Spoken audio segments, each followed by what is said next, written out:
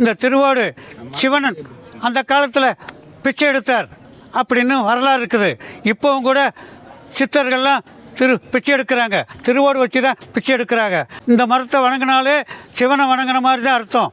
எல்லா வளங்களும் நமக்கு கிடைக்கும். அடுத்தது பூவரசு மரம். பூவரசு அரசு மரமும் அரசனுக்கு சமமானவர். அந்த அங்கே இருக்கு பாருங்க அத்தி மரம், அந்த பழம் காய் இருக்கு தெரியுதா?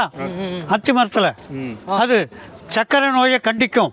மேலும் நோய் எதிர்ப்பு சக்தி அதில் அதிகமாக இருக்குது. அது பாடம் பண்ணி விற்றா கிலோ 850 ரூபாயாம் ஒரு கிலோ.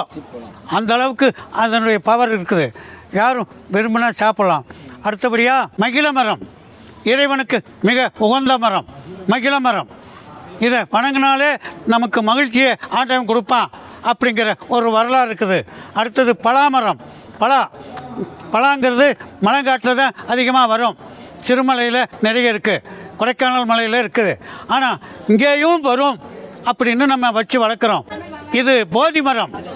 போதி மரம் புத்தகையா அப்படிங்கிற ஒரு இடத்துல புத்தர் தவம் பண்ணி அவர் ஞானியான மரம். புத்தர் ஞானம் பெற்ற இடம் இது போதி. அதன் பொருளாக இங்கே வச்சுருக்கிறோம்.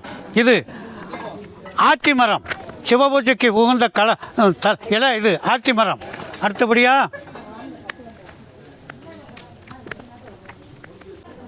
அடுத்தபடியாக அங்கே ஆலமரம் இருக்குது. இது நவாமரம்.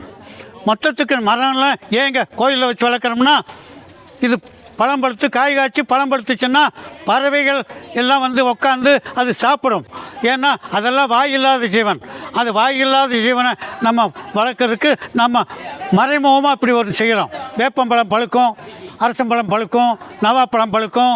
இதெல்லாம் அது சாப்பிடும். சாப்பிட்டுச்சுன்னா நாம் அதுக்கு ஒரு புண்ணியம் செஞ்சதாக அர்த்தம். மனுஷனுக்கு தான் சோறு போடுறாங்க, இதுக்கு பறவை வச்சுக்கெல்லாம் நம்ம போடுறதில்லை. ஆனால் இது இப்படி வளர்த்து இதை வந்து அது உட்காந்து இதை சாப்பிட்டுச்சுன்னா அது பலன் பெறும்.